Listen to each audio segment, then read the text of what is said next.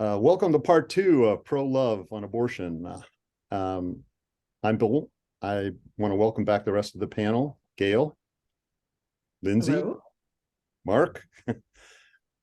And before we get started, I just want to mention that at the end of the last one, if you watched part one, it got cut off by a power outage, and I cut in some additional information to say that, and to say that in a few days we would get back together and finish. Well, this is 7 weeks later because we had power outages and it was hard to get people back together. And then so one got canceled that we had scheduled, and then a second one got canceled because unfortunately Mark ran into a battle with some poison oak. And then now here we are 7 weeks later, our third attempt to try to finish this thing with part two. And our goal, just to remind everybody, our goal of Pro Love is to heal the wounds that are dividing our society. That's the whole reason we're getting together. And this first wound that we're dealing with is abortion.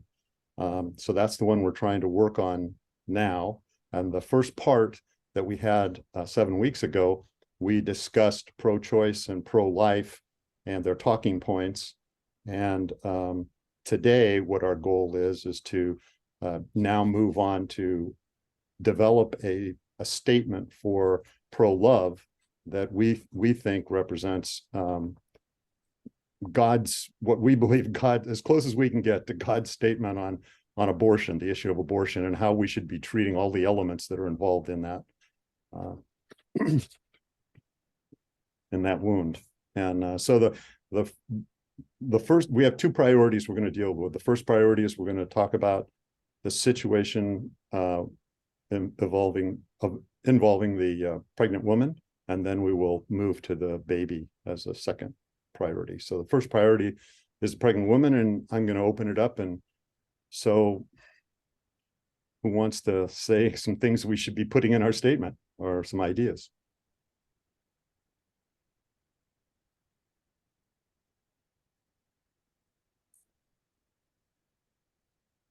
If no one's going to start, I will. Well, I'll chime in. Oh, here's another voice from the past. This is Emily. I'm going to chime in. I'm hiding because I'm eating dinner. I'm so sorry, guys. I'm not showing my face. But I was going to chime in, and I think the first important thing is that she has choices, and that all of her choices, she'll be loved no matter what she chooses. Okay. I feel like you have to start with something opening, and so she does so that she feels like she can make a choice without feeling judged. Okay. Sorry, my 2 cents. That's good. I think that it's important to listen before you make any type of recommendations or anything, so that you can accurately, see what this person has and where they're coming from. Because a lot of times people in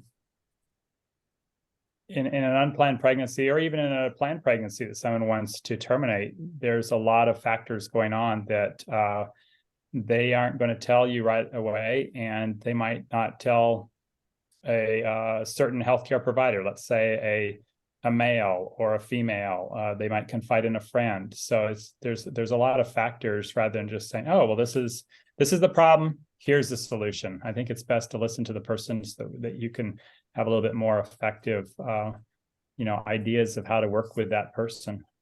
That's great. I like that. Well, one thing we talked about last time, when we were talking about this general idea, is that we needed to somehow figure out a way to remove the stigmas that are involved with this situation of a unplanned pregnancy, so that the woman will feel like there are people she can talk to, family, friends, counseling, some kind of a group that provides the support we're trying to organize, or at least suggest or support for the woman, so that she can doesn't feel like she's caught in a stigma and unable to tell anybody, and then has to deal with it all by herself. So that's one that I have. Yeah, and I don't know if it is important to separate, but knowing that not all pregnancies that are planned for termination were unplanned, I think does play a role. You know, having support specific for those that might be medical reasons or in medical nature might be nice, so that there's varying levels of support based on the reasons behind it. Sure, that makes sense.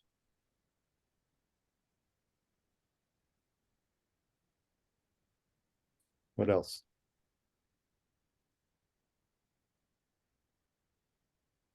I think that the person that's talking to the pregnant person needs to kind of know what resources are out there, because it's easy to go and say, well, you know, you can always do this, when maybe that isn't an option, or maybe that's a very difficult option. So I think it's important to know what your options are, to know what, you know, and if you don't know, you can talk and say, you know what, thank you for confiding in me. And I don't know everything, but I'm going to do a lot of homework. And are you okay if I come back and just share with you some of the things I find? Sure. Because it's easy sometimes to blow a lot of smoke and act like you know what you're talking about. And yet when it actually boils down to it, it's a lot more complicated than a lot of the common person, you know, the common people know. Right. Well, I definitely think that that's the whole purpose in my mind for us to get together to talk about us developing a statement that shows what support system needs to be there, and then, which I'll talk about later, but is to try to implement it. And if you implement it, it needs to include all the elements so that the resources are available that you're talking about, Mark, for the counselor or whoever it is, because they're already in place from whatever system decides to implement the strategy. So I think that that's definitely important.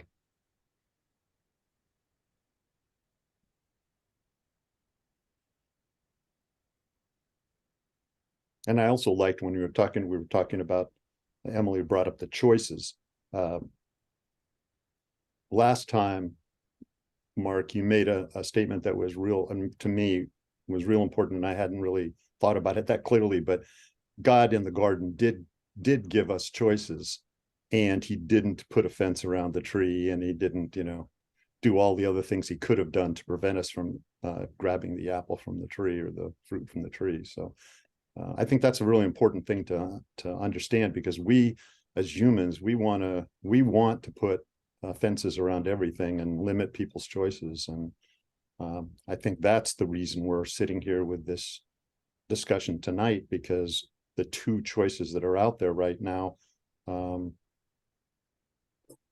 don't cover all of neither one individually covers all the choices that are necessary and support that's necessary to give the woman a real choice. Yeah, and I'm personally against abortion, but I know that adoption is very complicated, and I know that if the mother decides to carry this pregnancy to term and have the baby, that's going to be complicated too. Mm-hmm. So, I mean, I've told people, I talk to them, and then you know, I'll tell them, I'm like, if you want someone to go with you, I will go with you and hold your hand, whatever decision you make. And even though I'm personally against, let's say, abortion, if someone asked me, would you please go with me to the abortion clinic and hold my hand during the procedure, I would do it. Mm-hmm. Because I feel that strongly about supporting someone's free choice. Even though I disagree with that, their choice, I don't disagree with them having that choice. If someone asks me to be with them in the delivery room because they're going to be having the baby and they're going to adopt it out, I would do the same thing, even though I know that's going to be a difficult choice, and there's a lot of guilt, remorse, whatever that's going to happen with that as well. But you know, I think that we need to respect people's choice, because, like you say, God respected our choice, and He still respects our choice. And I think that's what a pregnant woman would need more than anything else, is compassion, understanding, a shoulder to cry on, you know, whatever during all of this emotional. I mean, it's emotional enough to think about being pregnant, but then when you're pregnant, you've got all of these hormones going crazy too. So you're even doubly emotional. And now you have to make a decision. That's, yeah, That's a tough one.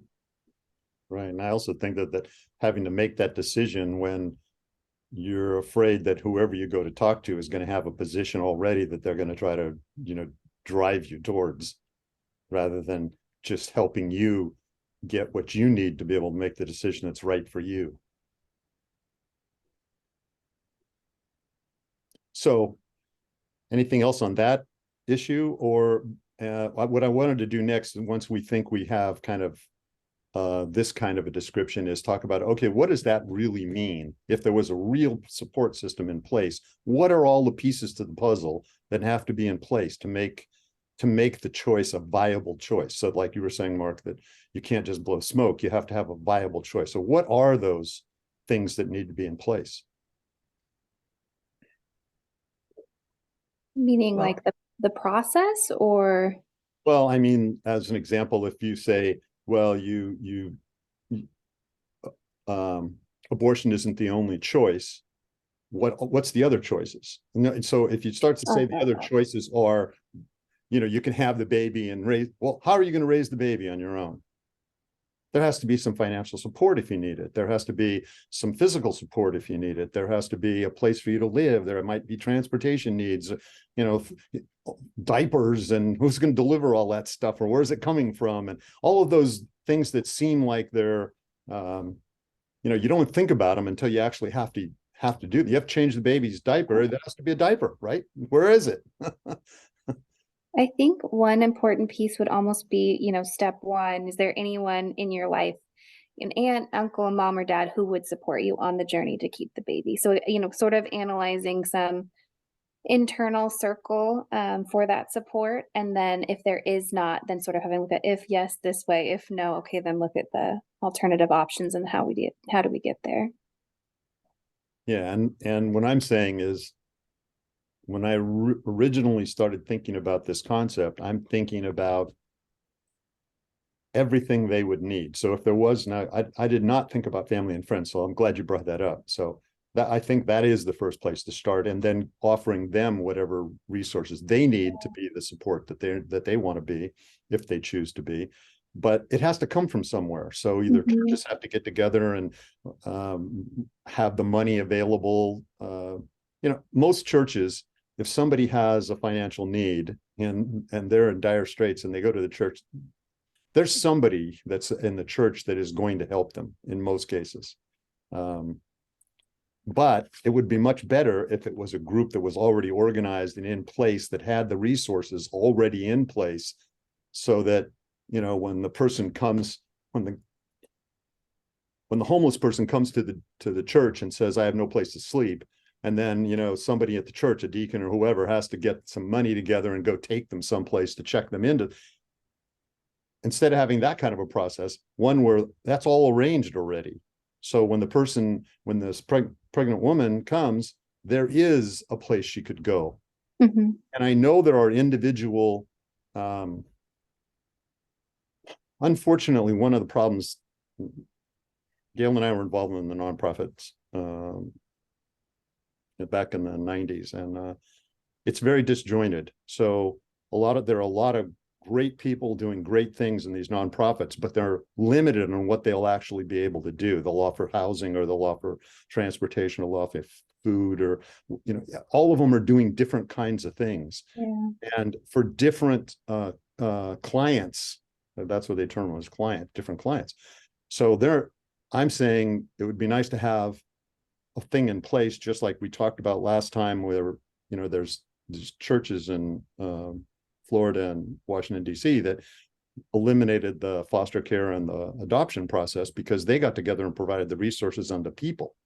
And if there was something like that in one community first, that would get together and do that and provide it, then it could be a model to be, duplicated in other places, but that provides everything in one place. Because the nonprofits, unfortunately, the nonprofits, when they're disjointed and not providing all the service, but only part, the client has difficulty getting from one to the other to get all the services that are necessary for them.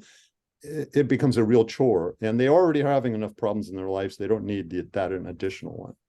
I think the biggest one, you mentioned the essentials, home, food, things of that nature. But with young children, having them myself, the most expensive thing is the childcare. So having something in that support network, which would be, I mean, if possible, free childcare within the community would be huge. Because otherwise, what do you do? It's so expensive. So I heard you say home, childcare, food, supplies, anything else? I mean, those are like it's kind of like, what is that? The Maslow's hierarchy of needs. You have your essential needs, which are like food and water and shelter. But then as you kind of grow up the triangle, you start needing things such as like mental health and that sort of support. So I guess we should build it like the triangle. Okay. Yeah, I mean, the thing is, you look at the whole spectrum. I mean, you could have a person that's 37 years old, you could have a person that's 14 years old. And a lot of people just don't know what's out there. For example, there's a lot of government assistance for pregnant ladies. I mean, in California, I think you automatically qualify for Medi-Cal if you have a child and you're, below a certain income. And a lot of people don't know that. So it's like, you're talking about food and diapers and housing. They also need checkups. They need to go down and get their shots. I mean, there's a lot that needs to be taken care of there. So it's just kind of knowing what resources are there. I mean, there's a whole lot of county resources. I mean, a friend of mine goes to our church. She worked as a social worker in Oakland for many years. And that was her primary population was just unwed mothers. And, just the resources that are out there are a lot. I mean, there's something in a lot of people's hearts for children. Right. Yeah, and what I'm suggesting is that we have some kind of a central location where all of that information is housed and coordinated for the client, so they're not running from one to the other to get disjointed services. So, I mean, as an example, I mean, I'm not saying this is a solution, but as an example, there's the Packer Foundation. So why can't the Packer Foundation decide we're going to house all of these different nonprofits in one location, and so that the client doesn't have to go to five or 10 different places to get all the different individual little services, and have somebody from the government there that's going to represent the government, what's provided by the county or the whatever the program is, Medi-Cal or whatever. I don't know if that's doable, but I think if we talk about all the things that we think are necessary and then come up with a statement that includes all that, there is a way that it might happen. But if we don't talk about it and we don't try to do that, then the client's going to be left trying to figure it all out on their own. So, Well, and if nothing else, at least if we can't get them all, aggregated together, you at least have the list of the viable options for them to pursue. right. And one of the problems you have is, I'll give you an example. I went to a local, I don't want to say any names, but I went to a local place that is a nonprofit. She's done great work for 30 years, but it's very limited services that are provided. And when I went in there, I went with the goal of seeing, is that something that we could plug into this solution? And is there something I might want to volunteer or do something? And when I got there, she was feeling more like I was trying to tell her how to do her job or run her, and maybe there'd be even competing for the funds that she's getting, to do what she's doing.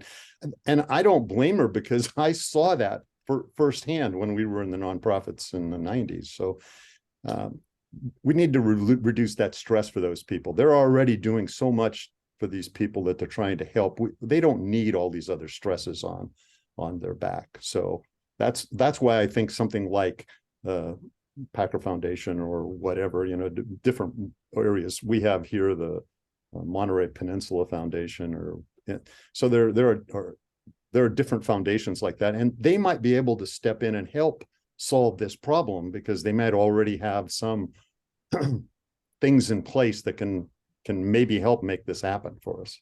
So anyway, anything else besides, so far I have home, childcare, food, supplies, transportation, mental health care, physical health care, government programs. Well, what am I missing? I would say career Yeah. assistance for the mother. That might be how to write a resume, helping her with clothes to go to interviews, you know, but we want her to be, you know, maybe even going back to school for mom if she's 14 years old or 21 years old and needs to go to get a college education. We look into some of those resources and what's available. Clothes. I think, Also, if she has, I'm sorry, go ahead. oh no, I was just gonna say, I think it could be really cool if there was also sort of a mentorship set up where you would get set up with another human. I know that they do that in some programs where, you know, you have someone you can call that's really your person who's maybe been through it already. I just, when you say that, I think immediately of the churches, because there are so many people in the churches who would be willing to be a mentor to somebody like that. I mean, I know in our churches, I would be surprised if we couldn't find 10 of those people in no time at all, you know, because you're not talking about a full-time job. You're talking about somebody that's there when they need somebody to talk to and help them. So, yeah. And I'm sure Mark could do this, you know, tell us about people in his own church that would do that kind of a thing. So I think that's a good thing. And I think that's very doable. Very doable. What else? Anything else? I just think resources for domestic violence or abuse. Sometimes these people are coming out of a relationship where they have a abusive relationship and they just need some healing themselves.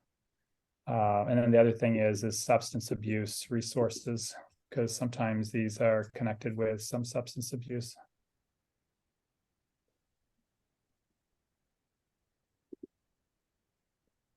Okay. What else? Anything else?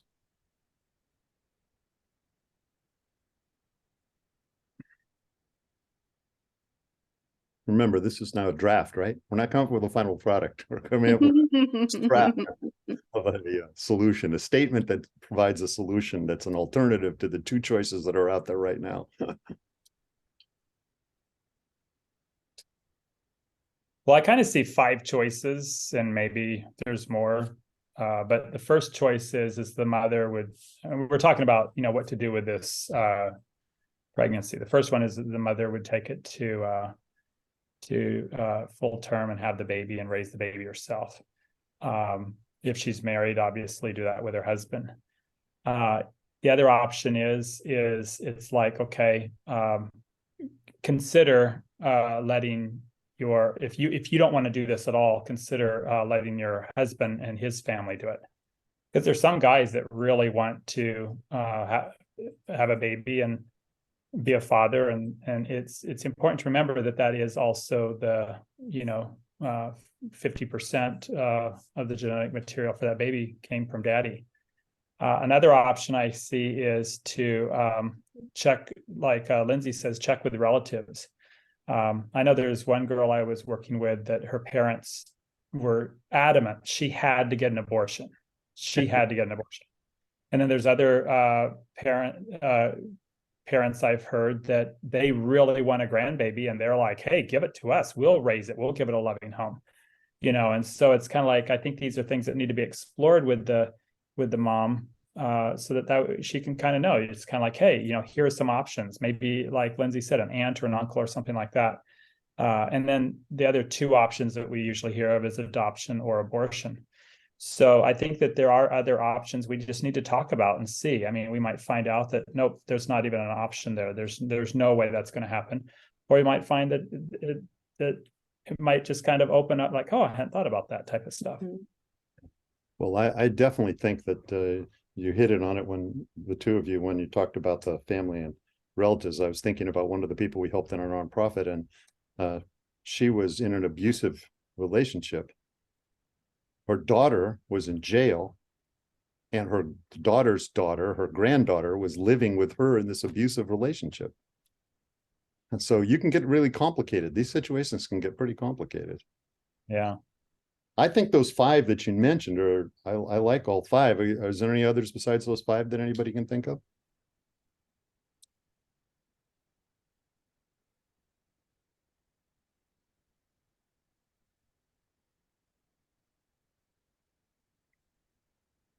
All right, well, so we have the 5 choices. We have all the services that we would need to support whichever choice comes up. Because if it's adoption, that's a whole nother ball game. And I was gonna put that into the next one when we talk about the baby. So, anything else on the pregnant woman before we move on to the baby? Okay.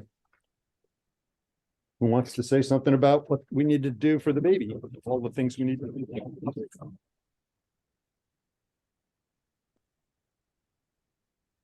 Well, I think the first thing needs to be done is the baby needs health care.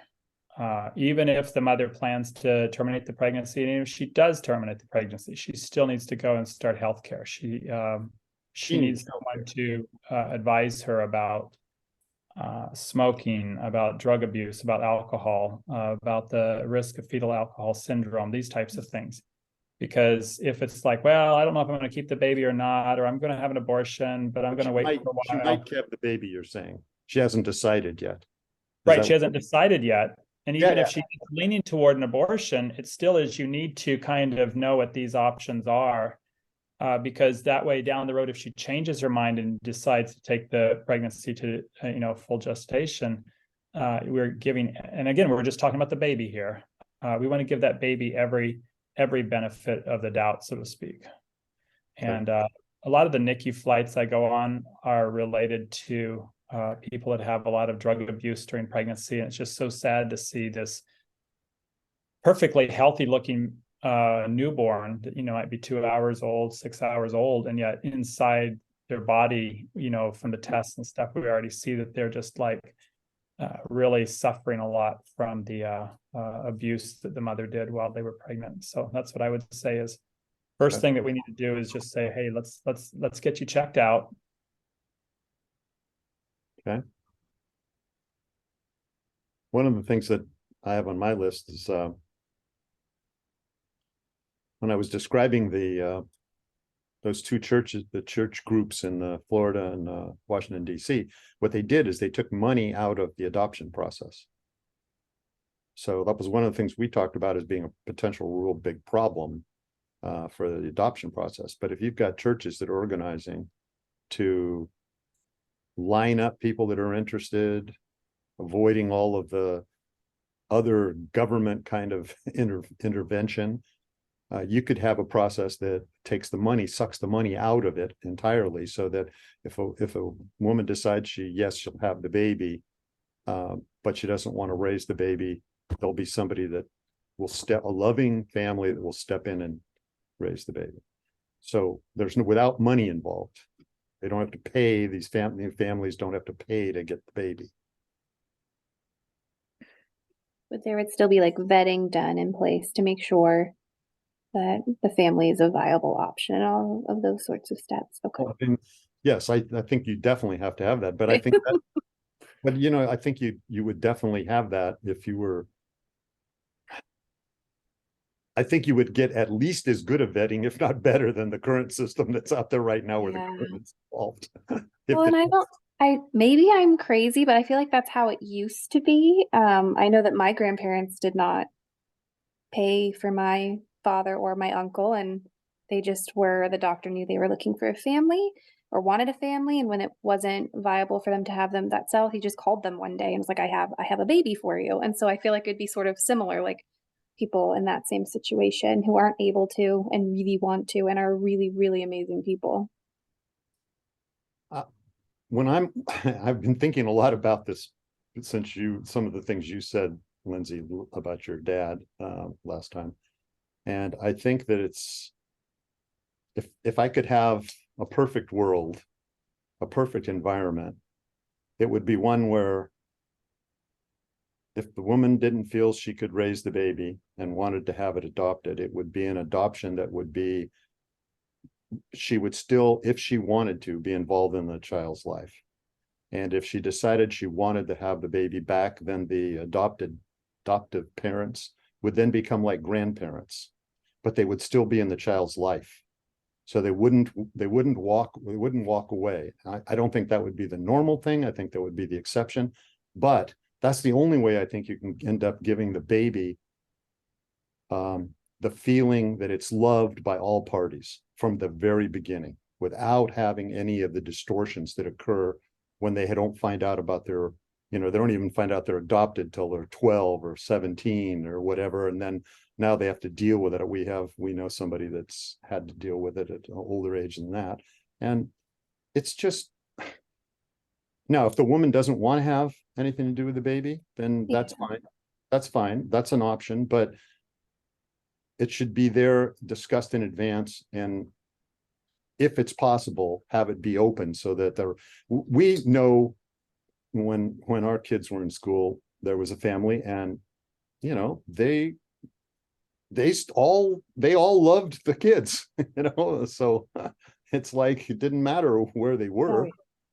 So, and I don't know if I'd advocate for the mother, after deciding to give the baby up for adoption, having the ability to take it back. I think that would cause more issues for the baby in the long run, from a stability standpoint and just a sense of home. Like involvement, absolutely, but primary caregiver, I don't know if I'd agree with that. I don't know how you stop it.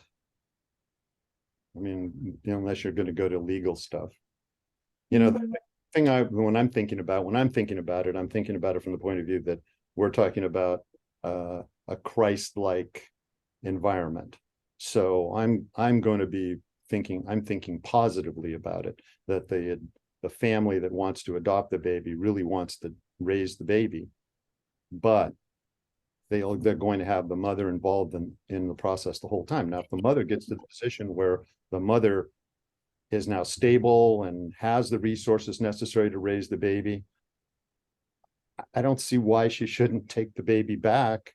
And I mean, if I was it depends on why you're adopting children, I guess, is a part of it.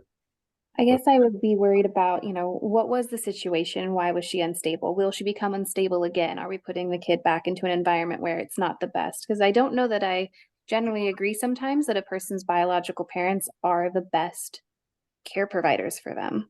Oh, I agree with that. I don't think they're necessarily the best, but I don't know how we then make the decision for them. Yeah. Well, I mean, I think they make that decision in the beginning when they decide to give the baby up. It's not saying like, oh, you'll never have interactions. It's for it, but I don't know if I'd be like, here, move back in with the baby. Let's go back to the mother's thought process. Yeah. The pregnant woman's thought process. So we're showing her all her options. Abortion is one of her options. But if there was an option that said, look, instead of that, you can have an adoption occur, that you'll be able to see your child. They will know you're their mother. Yeah, You'll open have a adoption. relationship with the adoption, have a relationship. If I was the parent and the mother came to me after 4 years or whatever and said, I'm stable now, but I couldn't have taken the baby back then because I didn't have a job. There are going to be plenty of circumstances where now she would be able to take care of the baby, and she loves the baby, and it is her biological baby. If it were me as the adoptive parents, I would say, sure, we'll just act like grandparents now. Well, that sounds good in a perfect world, but what if the mother, the baby's in Texas with the new parents, and the mother goes to Washington State to get a job and to get stabilized, and now she says, oh, I'm stable. The baby is now 6 years old, has had a family, nurturing, loving. The child is in school, and now So she hasn't been involved in the child's life then for those 6 years. That's not quite what I was talking about, but and I don't think we can cover every possible situation that could arise, but I think there are going to be plenty of situations where I think it would be beneficial to have the option for the mother to take the baby back. I'm not talking about somebody that's drug addicted and, the odds of them getting their life back together are slim, and, but I'm just trying to think about, I listened to your story, Lindsay, about your dad, and he didn't feel loved all those years, right? Well, he felt unconditional love from his parents. It was that he felt he wasn't, there was something wrong with him, that he wasn't worth keeping. But that was a closed adoption from the 50s. So I feel like in an open adoption situation, it would have been different. But I don't know that I would like How him do to you be able to define be an open adoption? How do you define that? where the parents are still, the biological parent still has involvement. They see photos, maybe they come to birthday parties, they're involved in the child's life, Okay. but they can't just take the kid back at any point. Okay. Well, But I wasn't really suggesting that that it would be like at whim they could just take the child back. that's how I interpreted it. I was like, I oh, wasn't suggesting that, but okay. I can see that that's what it sounded like. No, I was just saying that, there, if the woman is established back into a life that now she Oh, right. couldn't support the child before, and the only option was abortion. So now she's found an option because there's an adoption process that's open and she can have a relationship with the child. Yeah. And then a few years later, she now has a relationship with the child and she's stable. We've seen I was trying to remember the name of the movie now. We saw a movie where that exact situation happened, and she took the baby that wasn't a baby anymore. It was like 4 years old or 5 years old. I can't remember now.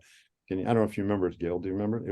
It's a Christian movie, and they became basically an extended family. They were one family now, but so they still were in each other's lives, but it was different. So I don't know what the model could be that could make that work, but I've seen it in a movie that it worked. So, and we've seen it in real life where people have. We have a friend that he and his girlfriend, they got pregnant in, I think, their junior year in high school, and she put the baby up for adoption, but they wanted to keep in touch with the baby, and the adoptive parents said fine. And now the baby's 25 years old, and it's like 4 sets of parents. Everybody gets along great. And so it is a wonderful story, and it really did happen. But I don't know what the odds are of that happening in real life. I don't know how often that could work. Yeah. Well, I think you've got a little bit better chance of it working when you're in an environment where everybody that's involved is loving and caring unconditionally. When that happens, you get a lot of solutions that are much better than if it's not that way. So some form of an adoptive process, let's put it that way, that allows for the mother and the father have some kind of relationship with the child. Does that make sense? Yeah, if they choose. Yeah. I see 2 heads shaking, but Mark, I haven't seen you say anything yet. So go ahead on this issue. It's some of the things you're bringing up I hadn't even thought about, so I'm just taking it all in. Okay, so you don't have an opinion against it, or do you think that makes the most sense? Or I think all options need to be on the table, but I think everything is complicated. It's like, I think you ought to explore these options and see, well, maybe in this situation that could be an option or not. Okay.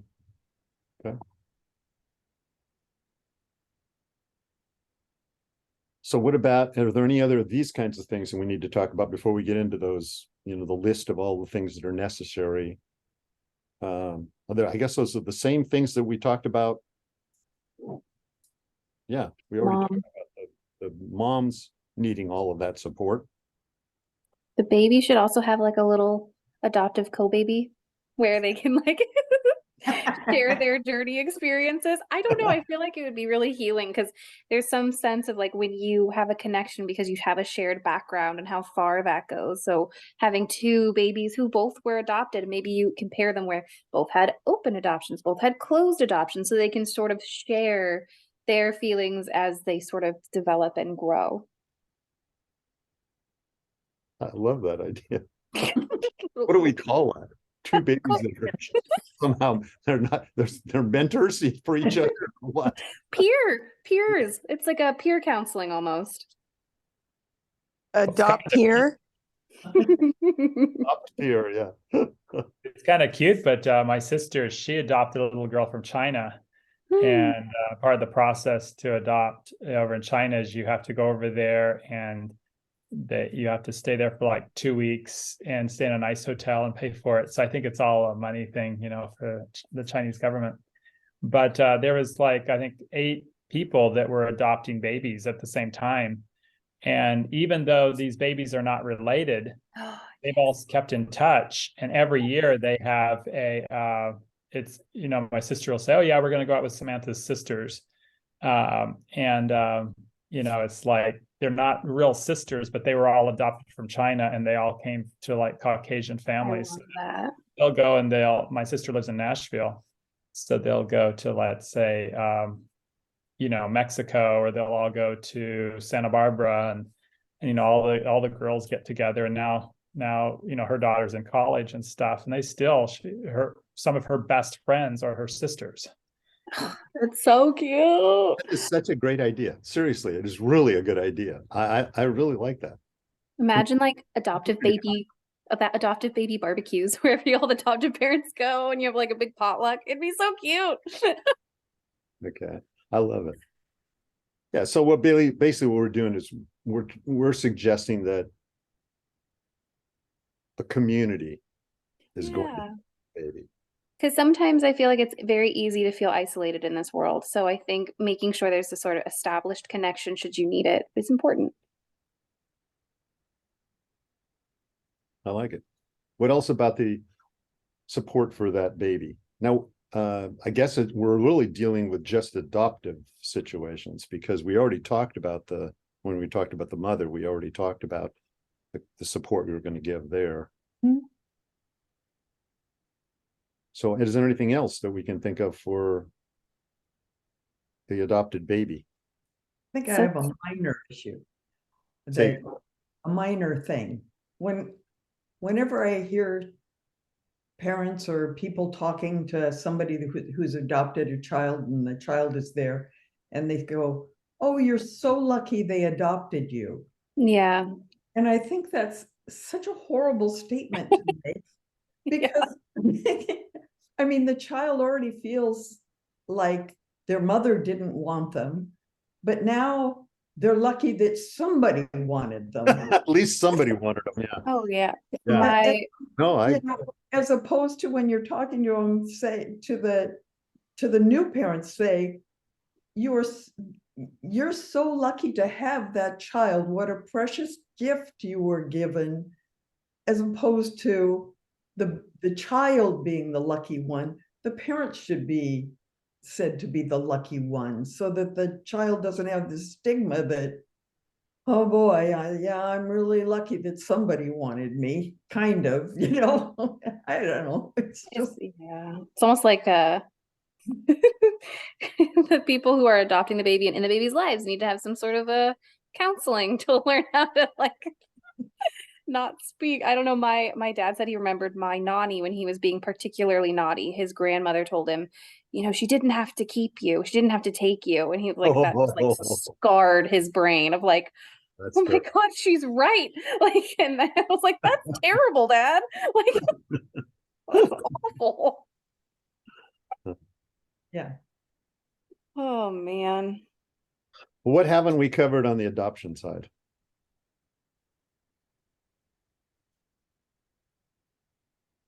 Well, I mean, make sure that the adoptive parents, they might not have everything covered. They could be great parents that don't have the money or the resources, that maybe they need help to be able to adopt a child.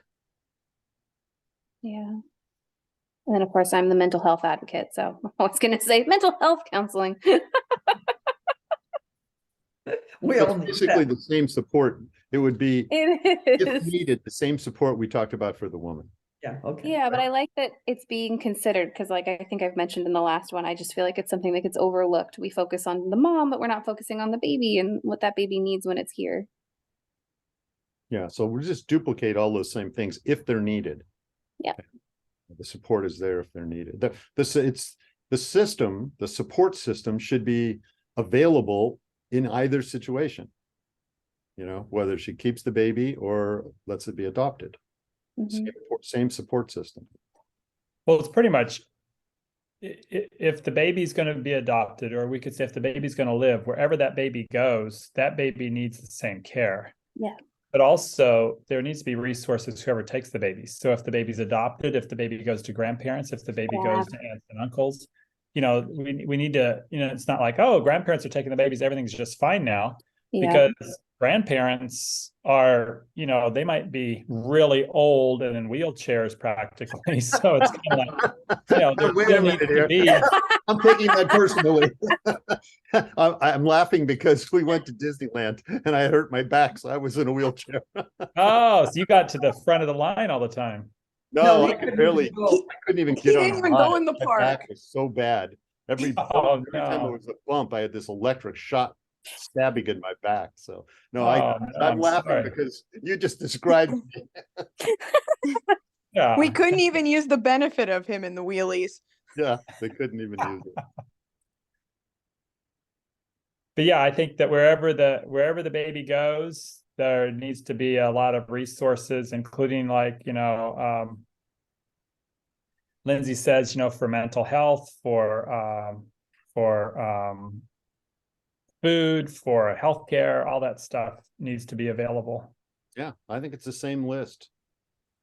Yep, same Well, list. maybe not the substance abuse or the domestic violence because we wouldn't have them as the adoptive parents. So that Yeah.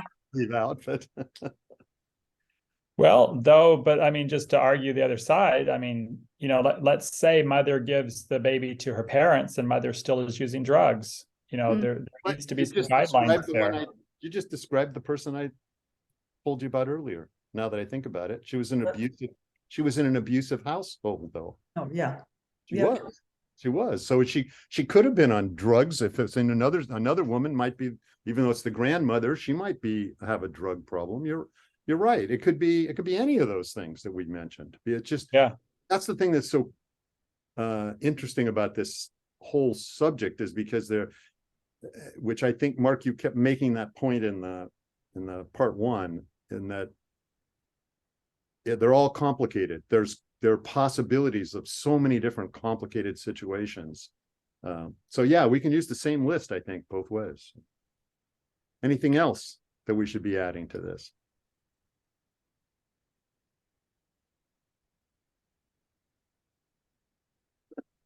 All right, I'm gonna try to sum up then.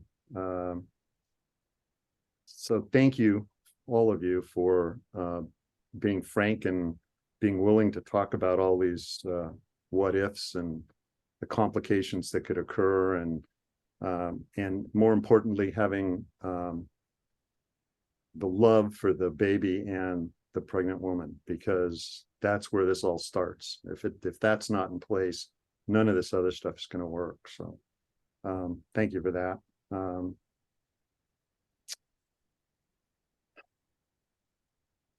I'll try to produce a document that summarizes all of this. I'm going to send it out to you. I'd really appreciate it if you'd look through it and say, you know, you forgot this or you missed this or whatever. And then when I get that back, the next step is to go public with it. So it'll be on Facebook and on the website, and I'm going to probably try to get my local church to see if they want to try to do something in this community and see if we can get other churches involved to try to maybe produce something like this in our community.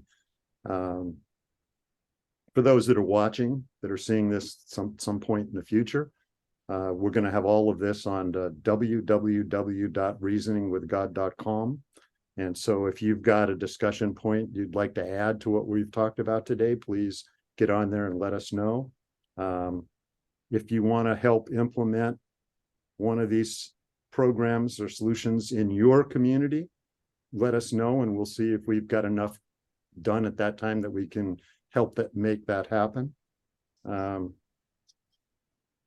it really does take a community of loving people to remove the stigmas that are around this situation. And we've got to do that if we're going to resolve this. And also when we think about it from the point of view that right now, this is just one wound in our society that's heavily dividing our society. We saw that last year when the Supreme Court came out with that decision. That decision just said they were shoveling it back to the states, yet it caused violence and it was pretty loud. So anything we can do to kind of throw some cold water on the heat that's being created rather than the light, and get people talking.